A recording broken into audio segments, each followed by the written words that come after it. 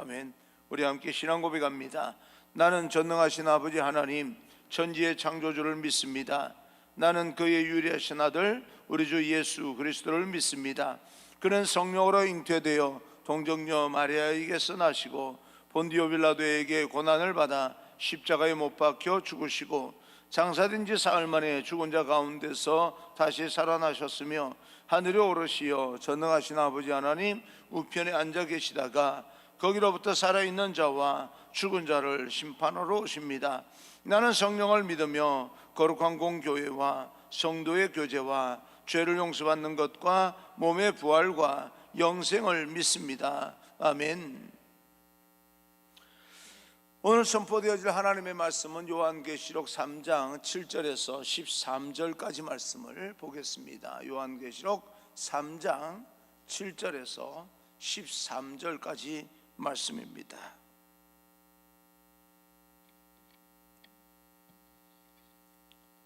우리 함께 한 목소리로 함께 읽겠습니다. 빌라델비아 교회의 사자에게 편지하라. 거룩하고 진실하사 다윗의 열쇠를 가지신 이 곧 열면 닫을 사람이 없고 닫으면 열 사람이 없는 그가 이르시되 볼지어다 내가 내 앞에 열린 문을 두었으되 능히 닫을 사람이 없으리라. 내가 내 행위를 아노니 내가 작은 능력을 가지고서도 내 말을 지키며 내 이름을 배반하지 아니하였도다. 보라, 사탄의 회당 곧 자칭 유대인이라 하나 그렇지 아니하고 거짓말하는 자들 중에서 몇철 내게 주어 그들로 와서 내 발 앞에 절하게 하고 내가 너를 사랑하는 줄을 알게 하리라. 내가 나의 인내의 말씀을 지켰은즉 내가 또한 너를 지켜 시험의 때를 면하게 하리니 이는 장차 온 세상에 임하여 땅에 거하는 자들을 시험할 때라. 내가 속히 오리니 내가 가진 것을 굳게 잡아 아무도 내 면류관을 빼앗지 못하게 하라. 이기는 자는 내 하나님 성전에 기둥이 되게 하리니 그가 결코 다시 나가지 아니하리라. 내가 하나님의 이름과 하나님의 성 곧 하늘에서 내 하나님께로부터 내려오는 새 예루살렘의 이름과 나의 새 이름을 그 위에 기록하리라. 귀 있는 자는 성령이 교회들에게 하시는 말씀을 들을지어다. 아멘. 우리 앞뒤 좌우 인사하겠습니다. 축복합니다. 성령 충만 행복하십시오. 인사합니다. 축복합니다. 성령 충만 행복하십시오. 오늘은 여러분과 함께 배반하지 않고 충성을 다하는 교회라고 하는 제목으로 하나님의 말씀을 전하겠습니다. 미국에 가면 필라델피아라고 하는 도시가 있습니다. 필라델피아라고 하는 도시의 이름은 헬라어의 사랑한다라고 하는 필레오라고 하는 단어와 형제라고 하는 아델포스가 결합된 그런 말인데 형제의 사랑이라고 하는 그런 뜻입니다. 그 필라델피아라고 하는 동일한 이름을 가진 도시가 초대교회에 있었습니다. 주전 2세기경 아달루스라고 하는 왕이 자기가 그토록 사랑했던 형을 위하여 지은 도시의 이름입니다. 그 필라델피아에 교회가 세워졌는데 이 교회에 어떤 일이 있었을까요? 다윗의 열쇠를 가진 주님께서 이 필라델피아 교회에게 주신 말씀이라 그렇게 말씀합니다. 다윗의 열쇠라고 하는 것은 메시아의 권능과 권세를 의미합니다. 구원하시고 심판하실 권세를 가진 주님, 다윗의 열쇠를 가진 주님, 그 주님이 형제의 사랑이라고 하는 뜻을 가진 이 필라델피아에 있는 교회를 향하여 어떤 말씀을 주시는 것일까? 우리가 아는 대로 이 필라델피아 교회는 주님으로부터 책망이 없고 칭찬만 받았던 교회입니다. 우리 주님께서 이 필라델피아 교회에 어떤 모습을 칭찬했을까 하는 것인데요, 8절입니다. 8절, 볼지어다 내가 내 앞에 열린 문을 두었으되 능히 닫을 사람이 없으리라. 내가 내 행위를 아노니 내가 작은 능력을 가지고서도 내 말을 지키며 내 이름을 배반하지 아니하였도다. 이 필라델피아 교회는 연약한 교회입니다. 작은 능력을 가졌다 그렇게 말합니다. 능력이 적은 능력을 가진 교회였지만 주님의 말씀을 신실하게 지켰고 주님의 이름을 결코 부인하지 아니하고 배반하지 않았던 그런 교회입니다. 주님은 이 빌라델비아 교회의 아름다운 행위를 알고 계셨습니다. 이 적은 능력을 가진 교회에서 하는 일들을 세상 사람들이 누가 알아줄까라고 생각을 했지만 주님은 불꽃 같은 눈동자로 이 빌라델비아 교회에서 어떻게 신앙을 지키고 어떻게 교회를 세워나가는지 보고 계셨다 하는 것입니다. 그래서 이 빌라델비아 교회를 위하여서 주님은 다음과 같은 그런 축복을 약속하는데, 첫째로 열린 문을 두었을 때 능히 닫을 사람이 없다라고 약속을 합니다. 문이 닫혔다라고 하는 것은 사방이 막혀서 어떻게 살아가야 될지 모르고 사방에 환란이 있어서 도무지 출구가 보이지 않는 그런 상태를 말합니다. 그런데 우리 주님은 연약하기 때문에 이 땅 가운데서 스스로 서기 힘든 부분이 있고, 또 사람들이 빌라델비아 교회를 향하여 많은 문들을 닫아버렸지만 주님만큼은 빌라델비아 교회를 향하여 문을 활짝 열어두셨다. 아무리 사방이 막막해 보이고 막혀 있는 것처럼 보이고 어디가 출구인지 알지 못하는 그런 상황 속에서도 주님께서는 적어도 이 빌라델비아 교회만큼은 그 문을 열어두셨다. 여러분 우리 인생 살아가는 가운데 닫힌 문이 있습니까? 내가 노력을 해도 도무지 열릴 것 같지 않은, 사방으로 옴싹달싹하지 못하게 만드는 그런 상황이 있습니까?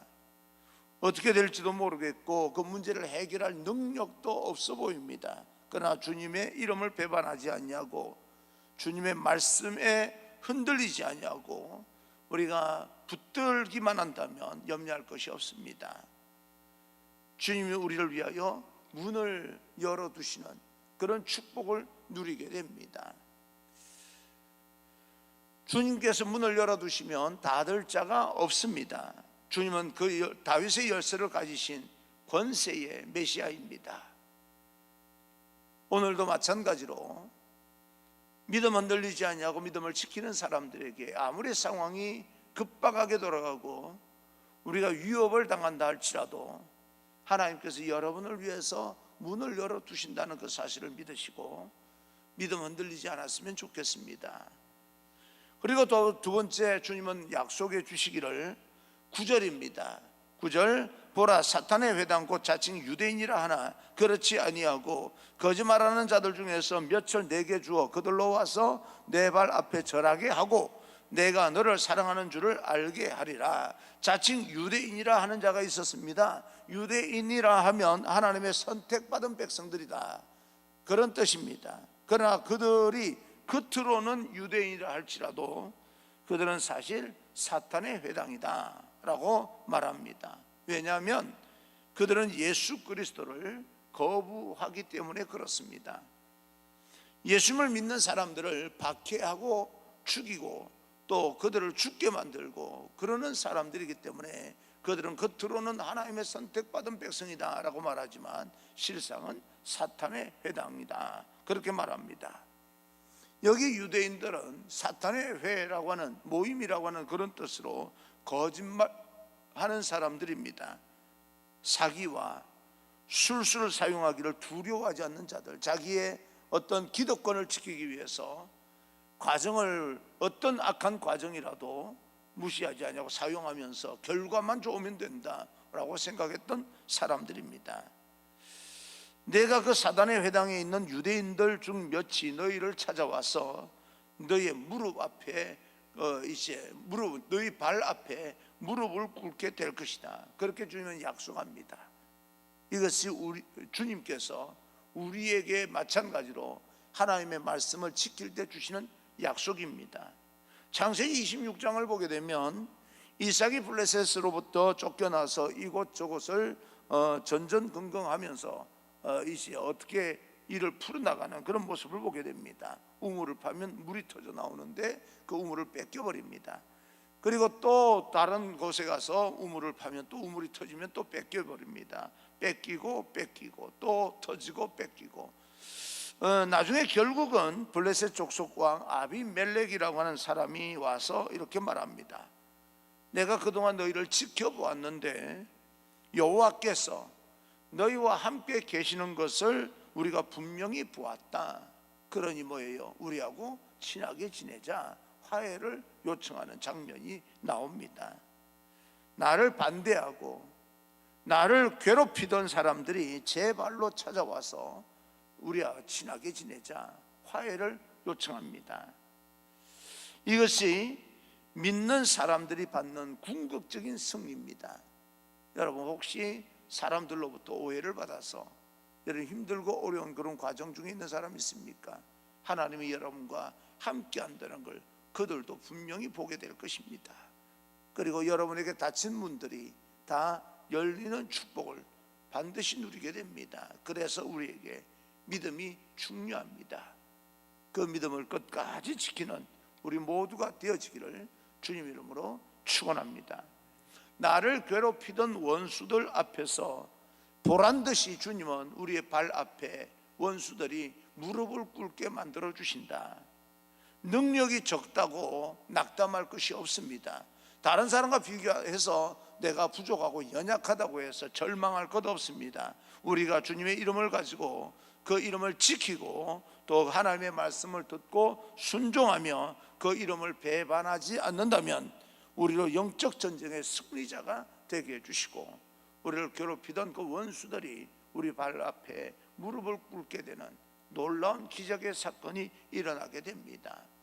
그것이 질병이든 육신의 질병이든 인간관계, 어그러진 인간관계든 그 어떤 것이든 풀어지고 해결되어지고 치유되어지고 또 하나님의 기적을 보는 그런 놀라운 역사가 우리 삶 가운데 나타나게 될 줄로 믿으시기를 주님 이름으로 축복합니다.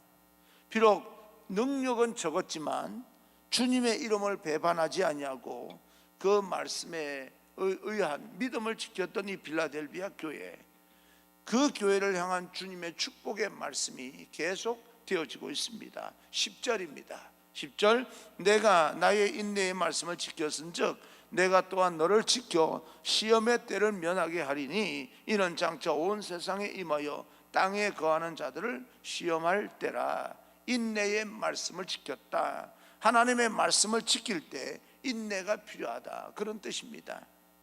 주님은 우리에게 시험을 허락하지 않겠다라고 말씀하지 않습니다. 시험이 분명히 올 것이다 라고 말합니다.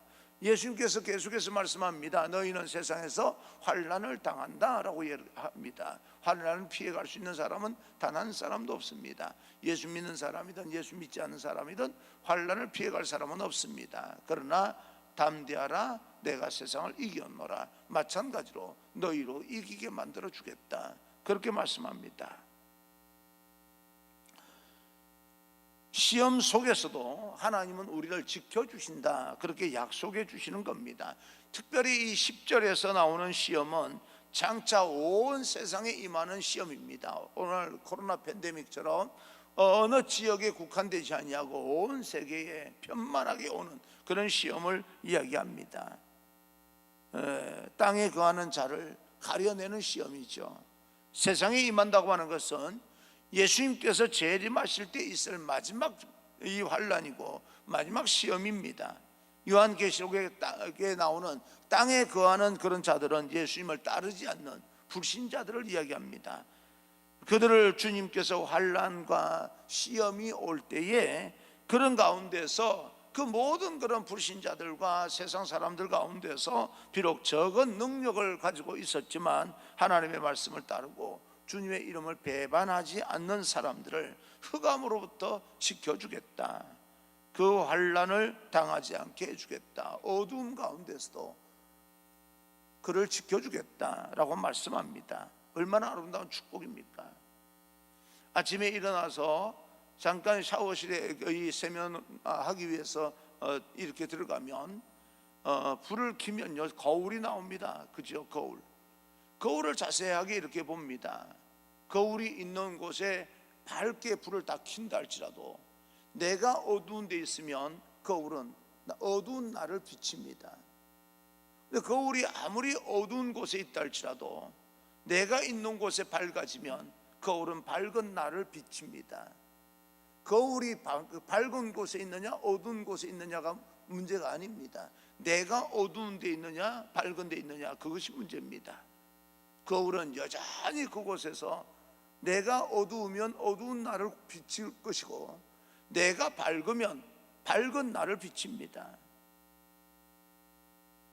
그 비유와 어떻게 통할는지는 모르겠지만, 하나님의 말씀은 우리 시대가 어두울 때나 우리 시대가 밝을 때나 항상 우리를 비칠 때 밝게 비춰냅니다. 그래서 우리는 믿음이 필요하고 하나님의 말씀이 필요합니다. 시대가 어둡다고 해서 절망할 것 없습니다. 하나님의 말씀, 우리가 그 이름을 지키게 되면 하나님의 빛이 우리에게 임하여서 우리가 밝게 빛나고 하나님의 영광을 드러내게 만드는 그런 하나님이십니다. 주님은 이런 필라델비아 교회에 약속을 하신 후에 다시 한번 권면을 합니다. 11절입니다. 11절, 내가 속히 오리니 내가 가진 것을 굳게 잡아 아무도 내 면류관을 빼앗지 못하게 하라. 내가 가진 것을 굳게 붙잡아라, 빼앗기지 말아라 라고 이야기를 합니다. 여러분 가진 것을 빼앗기지 않기를 바랍니다. 상황이 힘들고 또 현실이 좀 여러분 절망스럽고 낙심할 만한 그런 환경이라 할지라도 여러분이 믿음을 지켜서 뺏기지 말아야 될 것을 여러분 뺏기지 아니하고 지켜나갈 수 있는 그런 여러분 되기를 바랍니다. 그러면 필라델비아 교회가 가진 것이 무엇이겠습니까? 재산이겠습니까? 권력이겠습니까? 그들이 붙잡아야 될 것이 무엇이겠습니까? 적은 능력을 가진 교회. 그러나 그 교회가 가진 것은 하나님의 말씀이었습니다. 그리고 그의 주의 이름을, 예수 그리스도의 이름을 배반하지 않았던 신실한 믿음을 가졌다. 그 믿음을 끝까지 빼앗기지 아니하고 지켜내면 장차 면류관을 주겠다라고 말씀을 하시는데, 오늘날도 마찬가지 아니겠습니까? 코로나 팬데믹이 아무리 힘들고 어려워도 여러분 믿음을 지켜내십시오. 하늘의 면류관이 여러분 것이 됩니다. 그럴 때 주님께서 마지막 때가 되어서 믿음을 끝까지 지켜내는 이 필라델비아 교회와 우리에게 또 다른 약속을 해주시는데, 약속이 하나님의 약속이요, 거기서 끝나지 아니하고 계속 하나 이어지게 되는 겁니다. 12절입니다. 12절, 이기는 자는 내 하나님 성전의 기둥이 되게 하리니 그가 결코 다시 나가지 아니하리라. 내가 하나님의 이름과 하나님의 성 곧 하늘에서 내 하나님께로부터 내려오는 새 예루살렘의 이름과 나의 새 이름을 그의 위에 기록하리라. 믿는 성도들을 하나님의 성전의 기둥이다.